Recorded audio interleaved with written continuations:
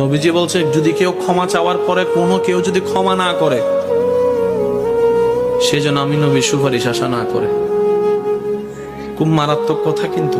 সেজন্য নবীজি বলছেন, হে আমার উম্মত, যা জামিলা হয়েছে, যার সাথে হয়েছে, তুমি ক্ষমা করে দাও, তুমি ক্ষমা করে দাও। সে ক্ষমা চাক না চাক, তুমি মাফ করে দাও। তুমি যদি মাফ করলে তোমার ইজ্জতের কমতি হয়, আমি মুস্তাফা থেকে হাসরের ময়দানে তোমার ইজ্জত বুঝে নিও। বিশ্বাস করেন, প্রতিশোধের যতটুকু শান্তি, তার চাইতে বড় শান্তি হচ্ছে মাফ করে দেওয়া। আমাকেও বলার দরকার নাই, কাউকে শোনানোর দরকার নাই। আপনার জীবনের সবচেয়ে বড় শত্রু যে ইনডোর হোক, আউটডোর হোক, ঘরের হোক, বাহির হোক, যার সাথে আপনার বনেও না, যার সাথে চেহারা দেখতে ইচ্ছে করে না, এরকম কেউ থাকলে শুধু মনে মনে আমার দিকে তাকাই হলো কথাটা রাখার জন্য, শুধু মনে মনে বলেন, যা তোরে মাফ করে দিলাম।